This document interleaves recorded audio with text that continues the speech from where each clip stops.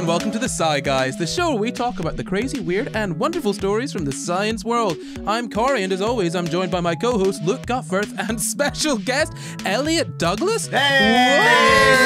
Whoa! What?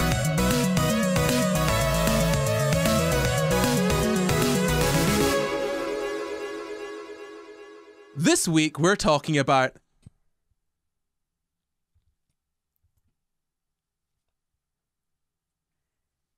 I signed deafness really badly. I spelled it out in DSL for anyone that's listening.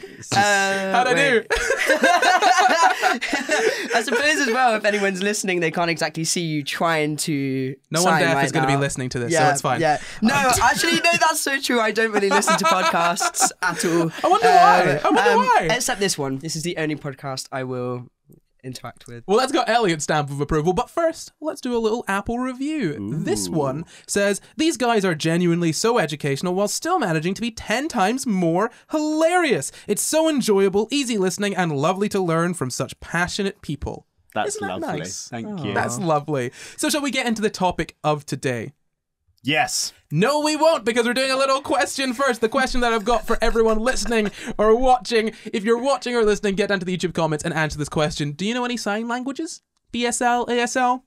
Any other sign languages? Do you? I'm learning. I was asking that because I was like, obviously you do, but okay. No, I don't. Not every deaf person signs, Luke. No, well, I'm learning. Well, you've learned one thing. Let's learn some more things. We're obviously talking about deafness today. Elliot, why are you joining us for this episode on deafness? Because I am deaf. No way, really? What? I thought you were just like a really bad listener. I thought that was that was what selective hearing. No, okay, so we're talking about deafness today, but before we get into that, let's talk about how hearing works, right? Do either of you know how hearing works? Sort of. Sort of. Yeah. I have an idea. You know what they teach you at school, like with the cochlea, and you have these little singular hair cells, and they vibrate at certain frequencies and stuff. You know a lot more than just a little bit. Yeah, you know how it works. Yeah. So let's just run through it, right? There are 3 different parts of your ear. You've got your outer ear, your middle ear, and your inner ear. Your outer ear is the pinna, and you know the bit that you can see, the fleshy bit on the outside, and that kind of tube that goes in. I'm not going to be super specific here. We're just going to blast through this to get to the good stuff, the meaty stuff, right? So you've got your outer ear, the sort of like tube that goes in, and your pinna, the outside bit. You've got your middle ear, which is the sort of bones, your ear bones, and then you've got your inner ear, which is the cochlea and all the little hairs that transport the sound waves to your brain. So the way that hearing essentially works is hearing is a sense that we use to take sound, vibrations in the air or water or whatever medium you happen to be in at the time, and transform those into electrical signals that your brain can understand. Right? Mm-hmm. Yeah. That's essentially what hearing is. And the way that works is you've got the pinna, that's that outside bit of the ear that we were speaking about, the bit that you get pierced and all that. That basically is like a little sort of radio dish. It kind of collects in all the sound, it collects in those vibrations, and then those vibrations travel down that tube in the middle of your ear. You know, it travels down inside your ear, and then it hits the eardrum, which vibrates some bones. There's lots of vibrating going on, basically. It vibrates some bones. It is sound. So. Right?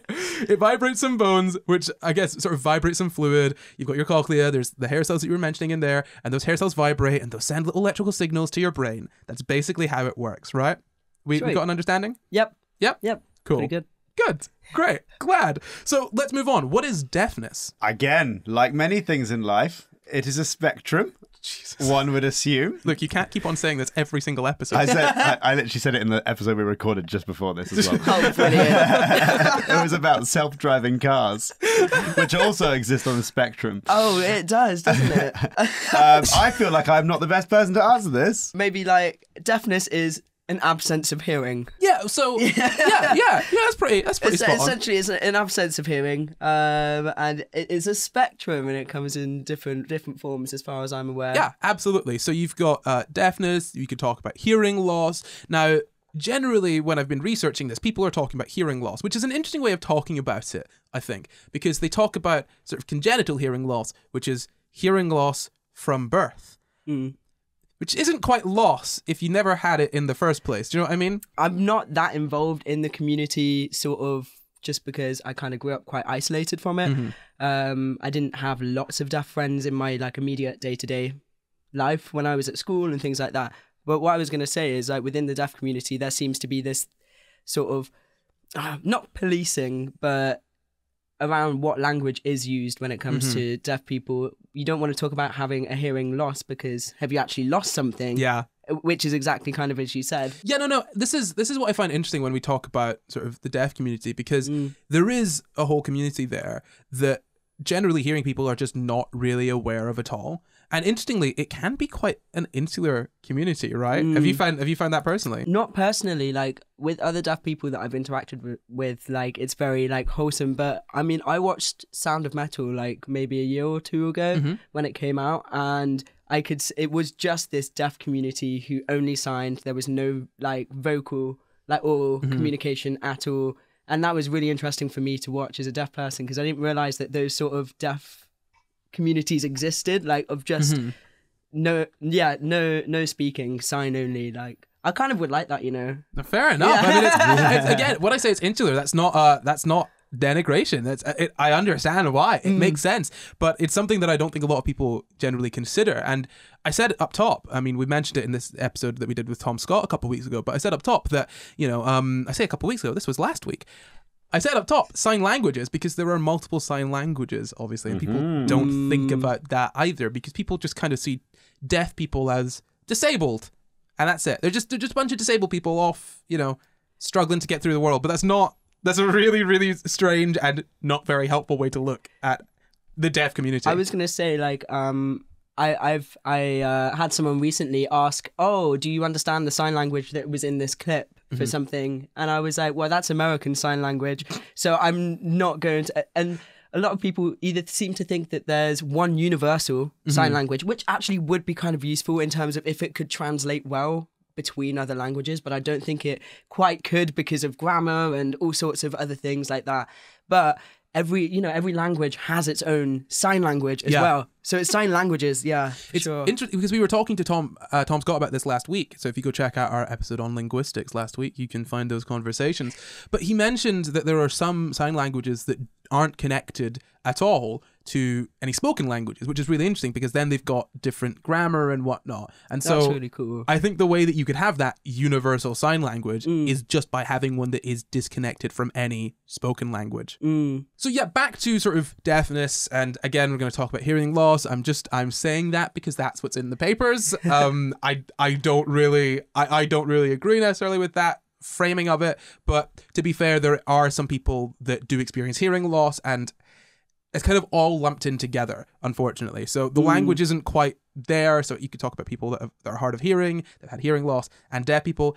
None of those three groups are necessarily all the same people, right? Like those are three different terms for three, not entirely separate, but somewhat distinct groups. I think it also depends on the individual, how they want to identify their deafness. And when because I guess like what I know that I have about a 70% loss. Right, I say loss again. It just feels weird to me now because I'm like, actually, to be fair, this is all I've ever known. I've just been deaf all throughout my life, and always told that saying deaf was not a bad word, but like not to call it being deaf. To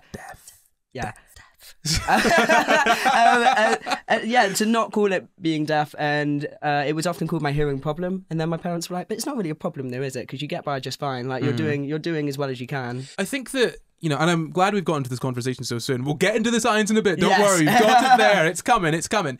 But what I find interesting is that the deaf community is one that is, you know, as far as, you know, the disabled community goes, the deaf community are a group of people that a lot of people in the deaf community don't want to be seen as disabled, and they reject the label disabled, which you really only see otherwise, and I guess sort of the autistic community and you know, groups like that, because you can be almost entirely self-sufficient when you're deaf. It just takes people paying attention to the fact that you're deaf and taking that into account, you know? Like, that's all it takes. I went to a workshop at Cannes this year with people who, some of whom identified as differently abled as opposed to disabled, and they weren't deaf or weren't necessarily deaf, and they weren't necessarily autistic.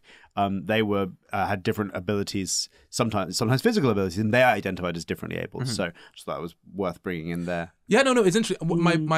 My point is not just the term disabled or differently abled. I get that as a deaf person, because in some sense it is a disability, right? However, I'm not like, I haven't there's nothing wrong. I have very good sight. My physical mobility is fine. It's just, I guess I can't hear so much. But like, it's weird because I feel like I do fit and I don't fit into this disabled, or what I suppose people think of when they hear the word disabled as well. People hear the word disabled. Or see the word disabled. Anyway. Not quite woke enough there, Elliot.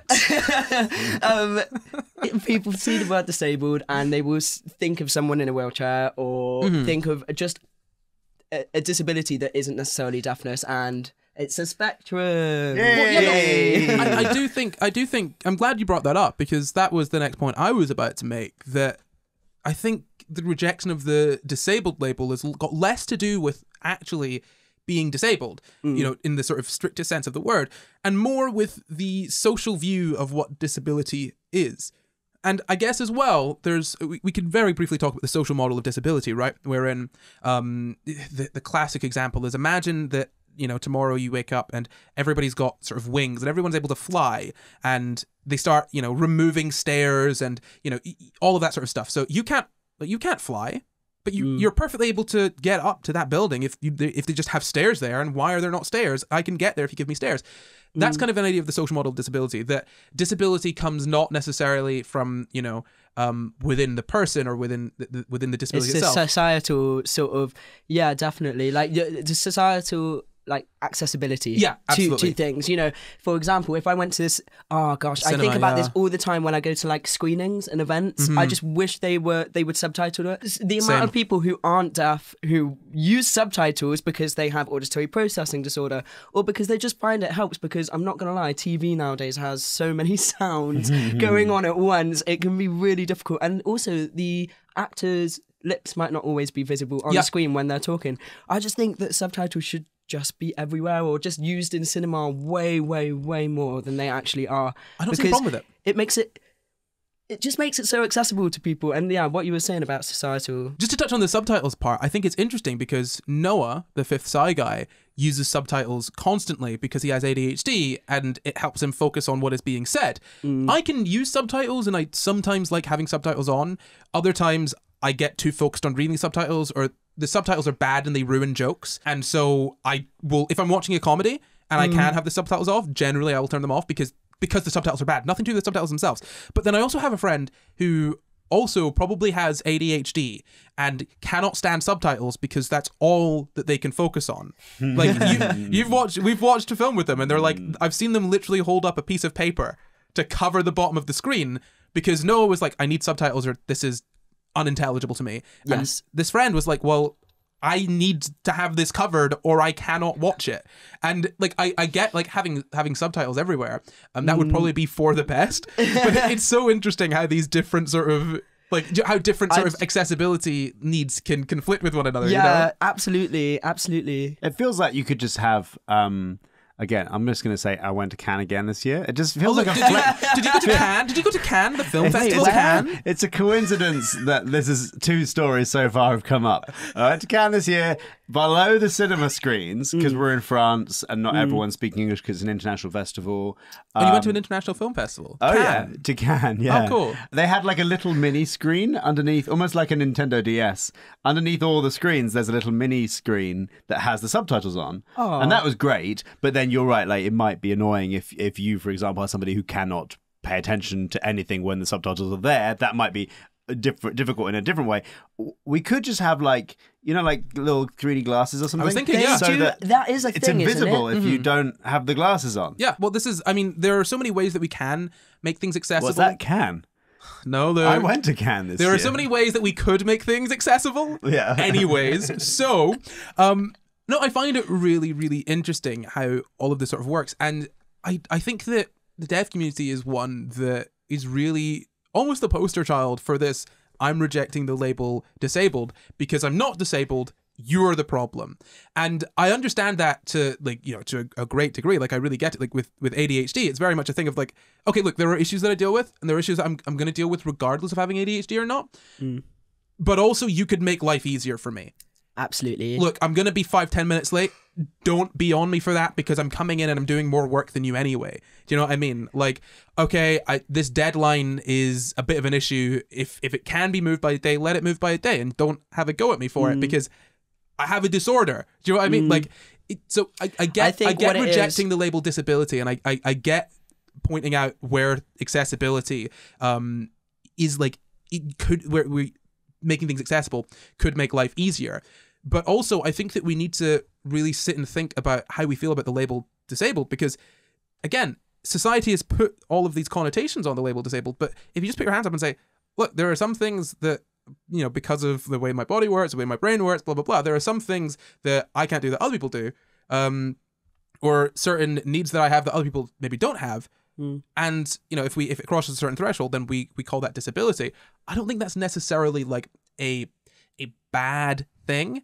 And I think it would be really beneficial to sort of remove those negative connotations from disability, because if it was just a neutral thing of like, hey, I'm disabled in this way, that's perfectly fine. And I'm not saying that you know, that deaf people should want to call themselves disabled or whatnot. I totally understand it. I'm just saying, as a general sort of societal move, having less of a stigma towards disability, I think, would be a net positive for everyone. Yeah, absolutely. I completely agree. I had so many things that I've like started thinking about as well. Like, if we're talking about like society and the way it views things, I was on the BBC, All That Glitters, jewelry making. You were on the BBC? Yeah, I was on the. Oh my god, are we just dropping like fun things that we've done? No, but I was gonna say, like, as a deaf person, watching a hearing person put the ear cuffs that had been made for me on, watching someone who was hearing put those on, and like just seeing how they'd sort of like accessorized their ear and made it look cool. I was like, oh, I wish everyone just could wear ear jewelry like that. And like, it was just what you said about sort of like just having this net place that society is at would if you're not understanding what I'm meaning, or you're like, what are you talking about? Okay, let me just, if you're watching this, let me just very quickly illuminate exactly what I mean. I am disabled in that I cannot see without, like, I can't see, my hand is in focus. For everyone listening, I've just taken off my glasses because I don't have contacts in today. I can't see my hand in focus until it's here. For anyone listening, that's about 6 inches away from my face. I would literally be disabled if it were not for the fact that glasses are accessible and affordable and just easy to get. And people don't look down on people for wearing glasses, to the point where what you were saying there, where, you know, glasses are now jewelry. People will wear glasses when they don't need to wear glasses because they look cool. Absolutely. In the same sense that I feel like you're saying, oh, it'd be cool if people wore hearing aids, like that kind of thing. Yeah, just like ear cuffs and like cool. I think your hearing aids look really tight. Like I would literally wear that because I'm like, that's a cool, like, you've got like a red in your ear. That's like a cool way to accessorize, right? I've started color coordinating with the red. Like, honestly, here's the thing. I came from a place of being so ashamed of my deafness. Right? When I was, you know, especially, okay, for anyone watching who doesn't know who I am, I'm also trans, and I used to have long hair, and it would cover my hearing aids because I was too scared of people seeing them. But then, sort of with transitioning, I wanted to cut my hair short, and that was like the first time in my life that I was showing off my hearing aids. And then I sort of started to reach a point where I was like, I actually shouldn't feel ashamed of this anymore, and if anything, want to show it off and make it visible. And especially what we've been saying about society and like how people perceive you, I kind of want people to see that I'm deaf, because I need people to know that they need to be patient with me. And one of the things that you were saying about you know, if you've got ADHD and you've got this deadline due, you're asking them for patience. You're just asking them for understanding. And like, that's kind of how I want the public to be like. Most of the time they're fine when I tell them I'm deaf, and they're like, oh, I'm really sorry, I didn't realize. But like, I've not really had any major problems. I've had a couple, but well, I would actually argue that I don't think people need to be patient with you.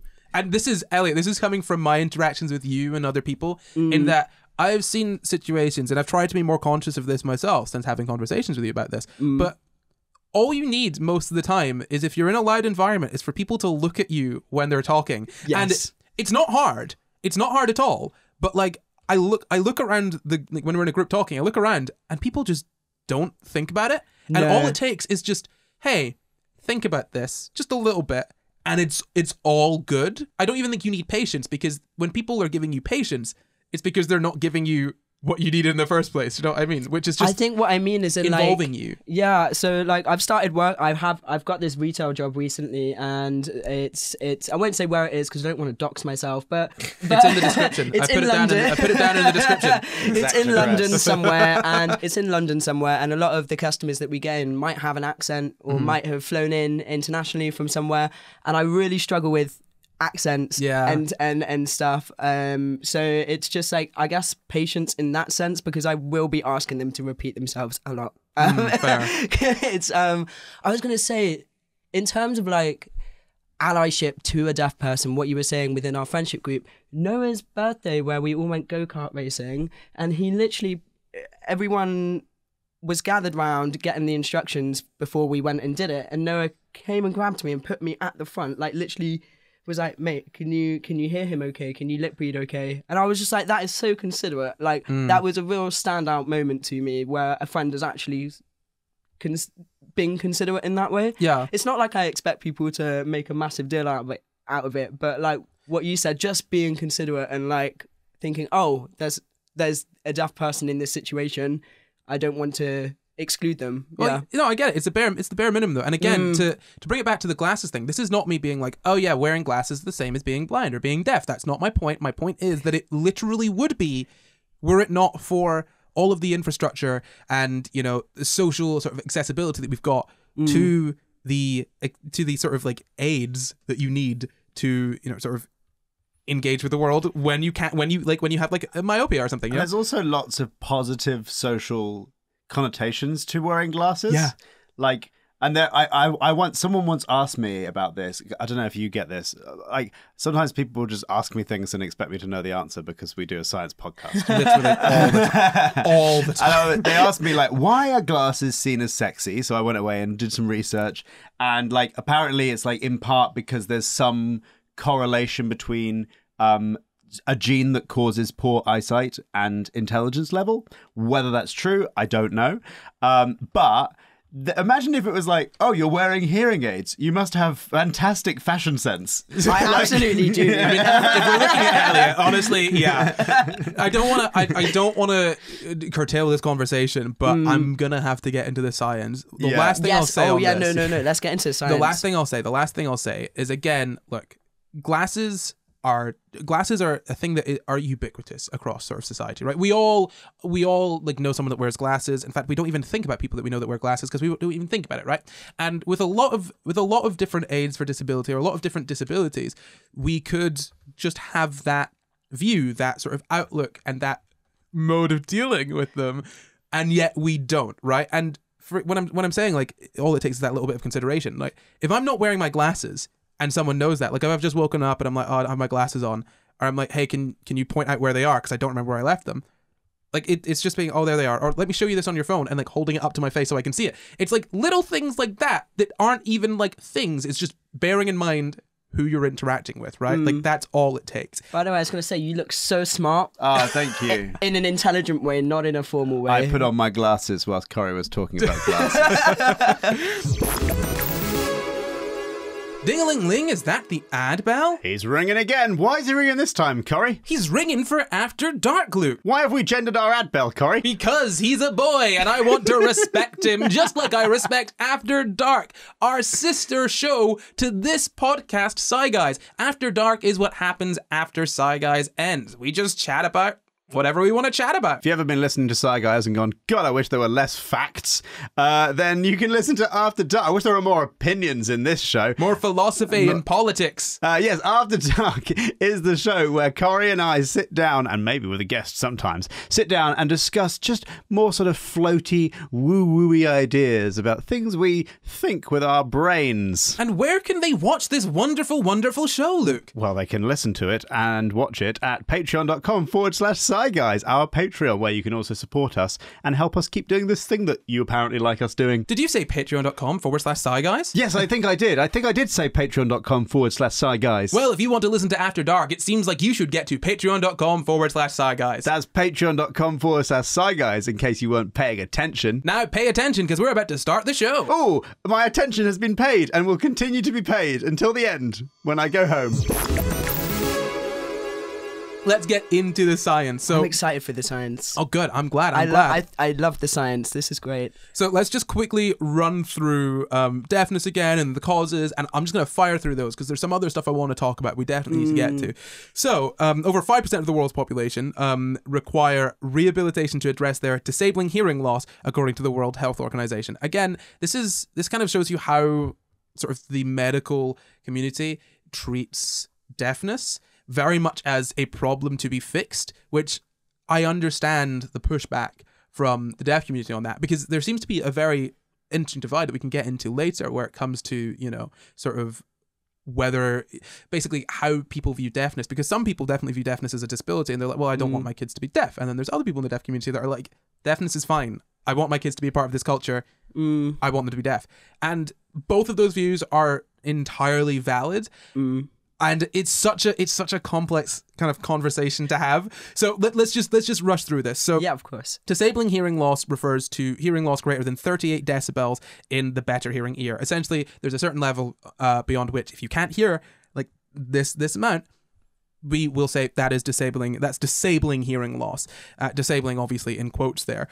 And hearing loss, the prevalence of it increases with age. Among those older than 60 years, over 25% are affected by disabling hearing loss. And it's interesting as well because there's a difference here between, I think, hearing loss and deafness. So we kind of covered a little bit of hearing loss. Hard of hearing, which you might have seen, HOH, that refers to people that have got hearing loss ranging from mild to severe. And if you're hard of hearing, usually people communicate through spoken language rather than through sign, but according to the World Health Organization, according to NHS, they can also benefit from hearing aids, cochlear implants, and other assistive devices, as well as captioning. And deaf people mostly have profound hearing loss, which means generally very, very little or no hearing, and usually, or well, not usually, often can use sign languages for communication. But then that doesn't apply to all deaf people, because some deaf people lip read, some deaf people use spoken language, and some deaf people have, it's a spectrum, all of that stuff. People are individuals. I was just going to say, you have two ears. So one ear could be completely profound, like completely deaf. The other ear could work perfectly fine. So and we use the word deaf to refer to everyone. That's useful and helpful. Do we? Because in your definition, you said like negative 30 something decibels in the better hearing ear. Does that not mean the other ear is then going to be more deaf than that better hearing ear? Yeah. So you judge it by the better hearing ear. Yeah. But my point is that still, the level of you would still use, if someone is sort of got hearing loss in one ear and is sort of, say, profoundly deaf in the other ear, you would still probably say they're deaf generally, right? I'm just saying, socially speaking, if anyone's got like a decent degree of hearing loss or is profoundly deaf in any sort of way, you just call them deaf generally. If someone can't, to put it very bluntly, if someone can't hear good, you usually say that they're deaf. That's kind of what I'm touching on, right? That we've got this sort of one phrase that we tend to use for people that don't hear so good, right? So let's just talk briefly about causes of deafness. I'm going to go through these in sort of your lifetime, I guess. So sort of chronologically. So the prenatal period, before you're born, those would generally be genetic factors. So there's hereditary and non-hereditary hearing loss. So you could also have infections in sort of like intrauterine infections. So infections could cause hearing loss, before a child is born. And again, I'm saying hearing loss. There's not really a quick and easy way of describing that. I know it sucks, but we move. Okay, we're gonna have to get through this. The perinatal period, so that's around birth. The time surrounding birth. So that's birth asphyxia. So if you don't get enough oxygen during birth, if you've got severe jaundice when you're a newborn, if you've got a low birth weight or other sort of perinatal morbidities, and how you sort of manage those. So essentially, any sort of like serious problems can cause deafness around the time when a sort of child is born.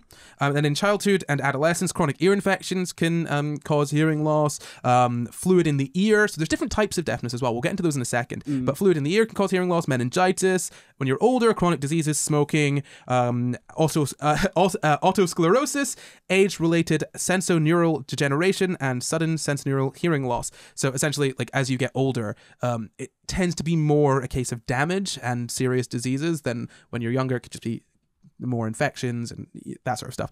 And then throughout your life, trauma to the ear or head, loud noises and loud sounds, certain sort of medicines and chemicals. Going to a no offense gig. Going to a no offense gig. No, don't say that. Connor cares about your ears. Connor's the sound guy. Infections, nutritional deficiencies, all of that sort of stuff, right?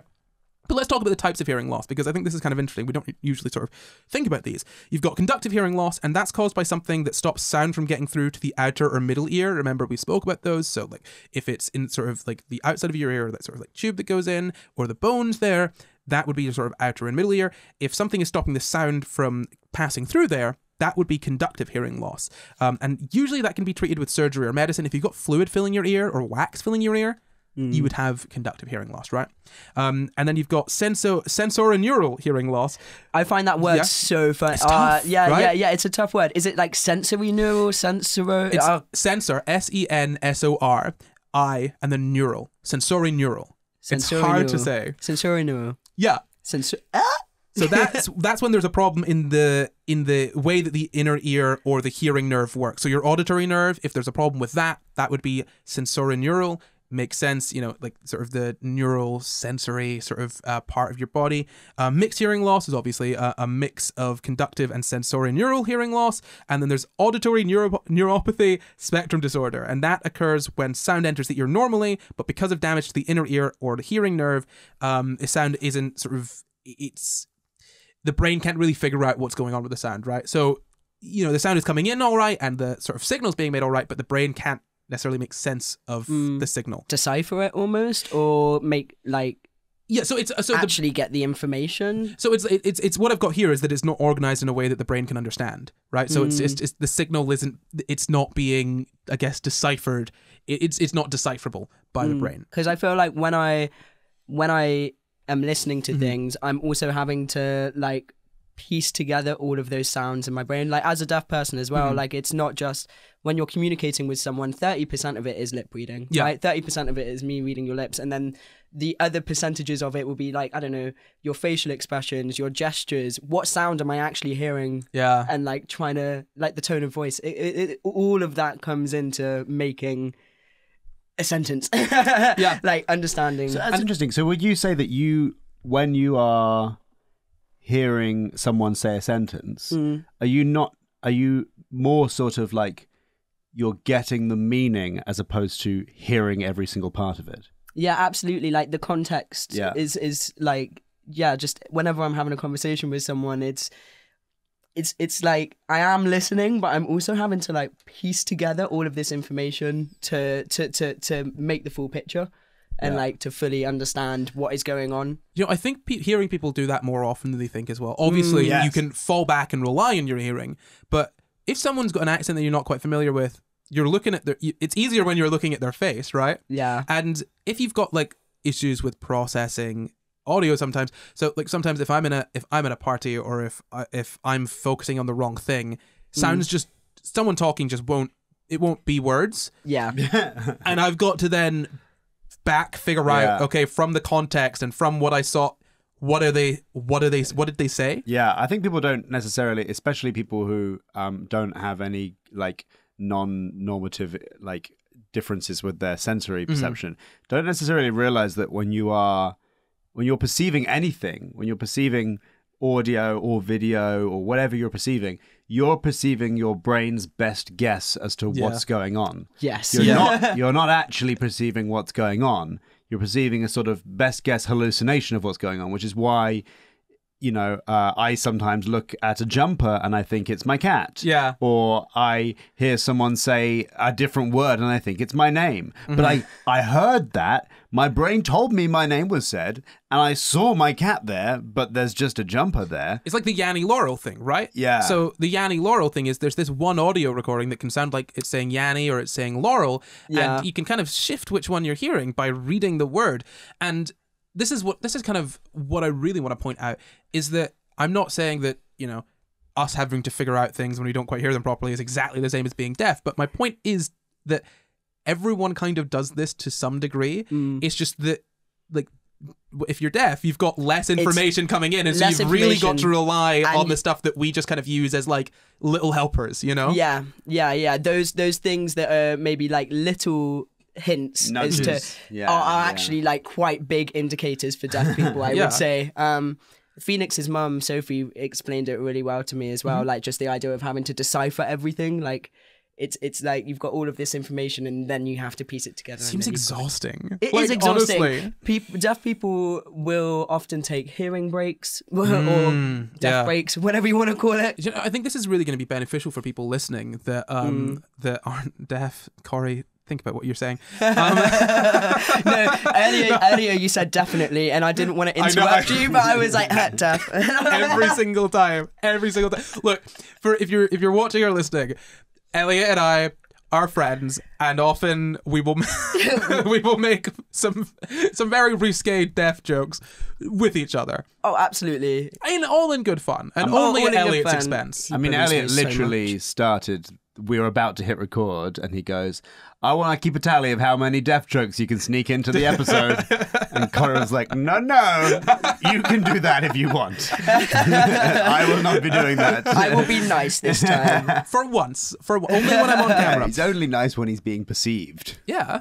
Well, only nice when I'm being recorded. Okay. That's the key there.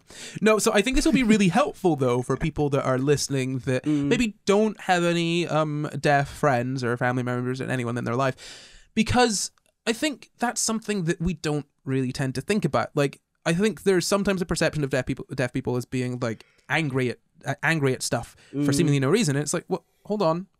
Just imagine you were living in a world where you were able to interact with other people perfectly fine, but the majority of people refused to interact with you in a way that was natural to you, and they instead insisted that you do this very, very tiring thing all the time and don't complain about it, and I'll also make them feel good about it too. That's like I wouldn't be able to deal with that. I'd be pretty wound up all the time if that were me, to be honest. Can't really be bothered with it. And like if you think about that, there you go. That's why deaf people are annoyed at you sometimes, right? That's why. Yeah, and there's something in the deaf community called dinner table syndrome, and that is where you're sat at the dinner table and you, as a deaf person, you can't be interacting as well as everyone else can, or like especially just in group settings in general. So yeah, no, I agree. I think for like anyone that is listening, like, just we're talking about some really good points to consider. So consider them. Just consider them. No, so let's move on. We've spoken a little bit about sort of the different types of deafness. I was going to talk about how hearing aids work, but look, put it this way: there's a microphone, an amplifier, and a speaker. Literally. They just chuck the sound right into the part of your ear and make it super bloody loud. That is how they work. It literally is. If you have a microphone, there's your input. And then you've got your output, which is your amplifier. Now imagine that on like a really, really tiny, small scale. And also that's why, when you get feedback on a microphone, that's why the hearing aids would also do that. I know. Oh, gosh. Whenever you go to hug Elliot, every now and then, you'll just hear the feedback. And I'm like... No, it was so sweet. When we were all, like, people were able to see each other after the pandemic again, I remember being able to give my friends hugs for the first time, and people being like, "Oh my gosh, there's the Elliot sound." And I was like, that's so sweet, actually, that you associate the feedback with giving me a hug. It's cute. It's nice. Like a little happy squeak. Yeah. It is. No, so that's roughly how hearing aids work. Cochlear implants are a kind of hearing aid that get sort of implanted in your head. We can do a whole episode on hearing aids and hearing implants and all of that sort of stuff at some point. But I really want to move on to sort of the importance of inclusion here, because there was a study that was done, and I read an article sort of about it, and I read around it.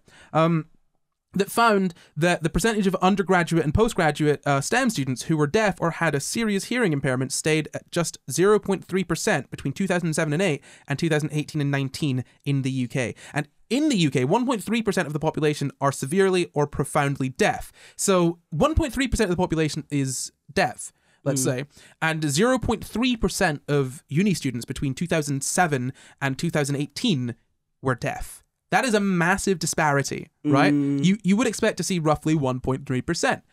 If not, what barriers are there for deaf people? There are obviously a lot of barriers in place, at sort of going to university and studying STEM for deaf people. And, you know, there are some that you might not think about. So obviously, not having sort of interpreters is one thing. That is an issue. That's a big one. The amount of deaf friends that will be like, well, I turned up to this shoot or this thing or whatever, and there wasn't an interpreter there, so therefore I couldn't participate. Yeah. It will literally cut off that participation for them. They can't. Exactly. But that's just one part as well, right? Like, and that's the sort of not the most obvious one, but that's probably the one that your mind would jump to immediately. But another part of that as well is that think about sort of BSL, think about sign language, think about how it works, right? Do you think there are going to be signs, like simple signs for the complex words that are used in science? No, there weren't. I wouldn't be surprised if it had to be finger spelled or like shortened in some way. Exactly. And finger spelling is so. I mean, if you want to explain, go ahead. What finger spelling is? Oh, finger spelling is just where you take the BSL alphabet, so like A, B, C, D. All of your five vowels are on your fingers here because you've got 5 fingers. It makes sense. A, E, I, O, U. Anyway, when you're finger spelling, that is literally just spelling out the word using BSL. But that takes a lot longer than if this is a sign for like work, right? So I could do work or I could go W-O-R-K. But that takes so much longer. Exactly. So for anyone listening, when Elliot sort of signed work, it's kind of like taking your 2 hands, making them flat, and hitting them together in a sort of cross. If you're not sure what's going on, Google it or go watch on the YouTube video. I'm sorry, we can't describe BSL to you. Imagine we're translating things into BSL and then translating them back into spoken English. We're translating into spoken English by describing it's an audio description of the BSL.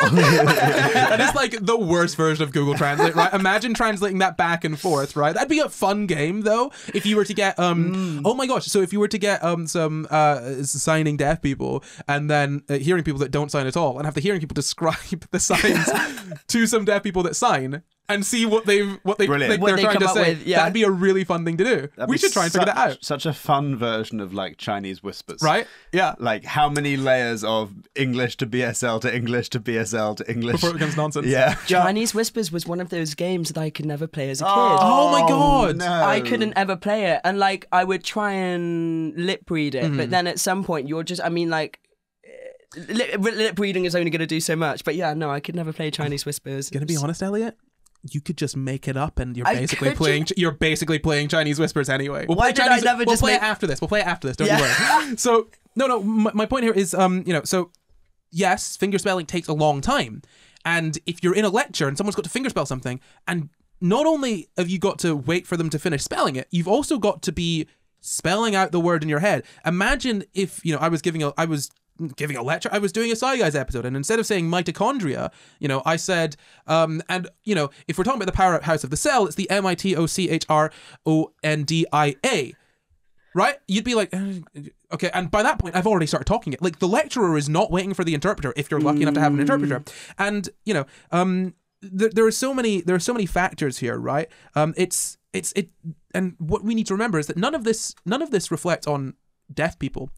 Deaf people are not underrepresented because they're stupid, which is something that people think of deaf people. Oh my gosh, yeah, no, it's true. It's true. You can speak about your own experience here, but I think that honestly, people think of deaf people as being stupid because the way that we sort of measure intelligence in others often is in their ability to converse. Right? And so if you've got any kind of disability or anything whatsoever that impacts your way to converse with other people, people will automatically see you as less intelligent, right? And if you're deaf, your pronunciation or like your diction or like whatever, like the way you speak might just be different because that's how you hear sounds. Exactly. Yes. No, but I do completely agree with you. I think my parents had that worry about social stigmas when I was growing up around my deafness. I don't think anyone ever automatically assumed I was stupid, but... You don't even need people to assume that you're stupid. It's just the little sort of subconscious ways that people interact. And again, these are things that we need to be conscious of, all of us, really. And I want to talk a little bit more about this. So, I've got this article here. You can go read it down in the description. But, people can wait months for the sort of accessibility sort of assistance that they need, you might not be able to have an interpreter in every lecture or a specialist note taker. And there is no reason for this, by the way. The universities are taking enough bloody money that they can pay an interpreter. They should be able to pay an interpreter to be in any of the Easily. classes that they want. I'm sorry. Why don't you just cut down one little bit of spending on something so you've got an interpreter in whatever class you need? Because realistically, it's 1.3% of students, right? That's enough to get a set of interpreters, Easily. right? On top of that, so on top of the not being able to actually have interpreters, on top of the signing, there's just the stigma against being deaf, and that will obviously affect people. But what I wanted to sort of bring it back to, or sort of steer towards, is this more sort of positive story, because we spoke about how if you're in a lecture and even if you've got an interpreter sort of signing, you will still have to sort of finger spell things out. And so what a lot of people have done is, or some people have done, is created a whole bunch of new signs for this. And I wanted to do this as an episode of SCI Guys years ago, back when we started, because there's a guy named Liam McMulkin, and he was an undergrad at the University of Dundee, which is where I'm from. He actually studied with one of my friends, and he created a whole bunch of new signs because he was I think the issue was he was having to have his interpreter finger spell stuff out, and he's like, let's just make these signs for these words. And again, it's this sort of thing of imagine not having a word for something. Do you know what I mean? Having a concept that you can spell out, but not having a word for it. That's, I guess, somewhat comparable to not having a sign for it, right? Literally, yeah. And if you then have a sign, you're then able to personally sort of understand the concept more because you've got a thing to apply it to. So he developed over 100 new signs, and those were accepted into BSL. So this one undergrad dude, he just went ahead and he was like, okay, this isn't working for me. Let's make this work. And it was sort of accepted into the actual language. That's really cool. It's brilliant, right? Go on, Liam. Was his name Liam? His name is Liam. Go on, Liam. I've got a quote from him here as well. He said, "I feel really happy because I know from my own experience how difficult it is to learn during lectures. Now the new signs have spread, I feel it will be better for future students." He went on to study for a master's degree in regenerative medicine research at the University of Dundee, and the University of Dundee is really good for certain things. Apparently, they've got a comprehensive plan to ensure that they are inclusive and supportive of British Sign Language users. That's just in the UK, but in America, for ASL, they've also made a bunch of new signs. So I tried to learn the sign for DNA in ASL, which I'm gonna suck at this, right? But they created a whole bunch of new ones, but it's really great. So I think it's something along the lines of, it's like this. I will audio describe. So Corey places two peace signs sort of next to each other like they're scissoring. And then pulls them away from each other and twists at the same time. And so you go to scissor and then pull them away and then twist. Yeah, so you twist them, you sort of rotate them 90 degrees. So if you're listening, let me just explain this to you. And if you're watching, you can watch and listen at the same time. So what I've got here is I've got two sort of peace signs, and they are, I guess, sort of perpendicular to one another and sort of intersecting like they're about to scissor, right? And then what I do is I pull them away and rotate them each 90 degrees. And that's supposed to sort of represent the DNA double helix. Oh my gosh. And so it means DNA. Now that makes so much sense. And so obviously with ASL, it's the idea is that you can finger spell with one hand. So instead of having to do with one hand, like DNA or whatever, boom, that just one quick sign, and you've got the sign for DNA. And this is what I love about sign languages, is that I feel like they work in a way that my brain likes to work, which is very visually with a concept. Visual. I'm not going to lie, I learned the sign for abortion the other day, and it's literally... Oh, gosh. Could you very... describe that for the audio? Sorry. The sign for abortion is literally you get your hand as if it's going to grab something, and then it grabs where sort of your lower abdomen is. Is that how you pronounce it? Where your womb it would be, yeah. And then you grab it, and then you kind of pull a face of disgust, and you throw it. Yeah, it's kind of a face of disgust. A face of disgust. That's so great. It's sort of like... Oh, that's great. Oh, because faces are important for So when you're doing sign language, so the sign for job and work is the same. It's this, which is the sign we described earlier. Crossing over your hands. The crossing over. Job and work are the same, but your lip reading is the mouthing the word is important. In terms of the context. It's so interesting. I really do want to learn BSL, but Same. my thing is I need to find a good course, because if I'm going to learn it, I want to learn it. And also you need to find a course that is basically approved by the deaf community, because what a lot of people do is they will teach BSL without being sort of deaf themselves or having it sort of sanctioned from the deaf community. And it's just, I'm not saying that it's impossible and I'm not doing it, blah, blah, blah. I'm just saying I want to do it right. And it's kind of better kind of coming from a deaf person or a native speaker, or someone absolutely. who's very much involved in the community. Because here's the thing, different sign languages, even within British Sign Language, there's different dialects and regional signs. And it's so interesting. Well, this is the thing. We were talking about this last week in the episode on linguistics. And yeah, you say this and we're like, oh, that's so cool. But yes, like obviously this language has dialects and slang. And, you know, if you learn it from one person, it's going to be slightly different to how someone else, because it's a language. And the reason that this is so sort of shocking and like exciting to us is because we genuinely do not value BSL as a language on par with, you know, spoken language. No, it really isn't seen on the same level. Even like within the government, BSL is not fully recognized as a language in itself, and it really should be. And I remember doing tiny bits of BSL at school, but actually if they really implemented it more, I find BSL so helpful when I'm in loud situations. You know, if you're clubbing with your friends and you're like, toilet now. Drunk, exactly, man, exactly. Like, just it's a great way to be able to communicate without actually having to say anything, like, or be able to hear even. Like, I was hanging out with a sort of deaf friend the other day who has a child, and so they sign. Their child is hearing, and their partner is hearing, but they obviously are teaching BSL to the baby, and the baby also knows baby sign language, so they're using BSL and baby sign at the sort of called BSL. Yeah, right. It's wild, right? but it's so interesting because you see this little kid, you know, this tiny little baby doing little signs like. And sometimes they're meaning B, and sometimes they're meaning like, you know, something else. And it's so interesting to watch a little baby that can't speak communicate through sign. And why aren't we doing this? Why are I genuinely understand. I genuinely want to teach my kids sign language, BSL, not because oh, let's make them woke and helping out deaf. No, like honestly.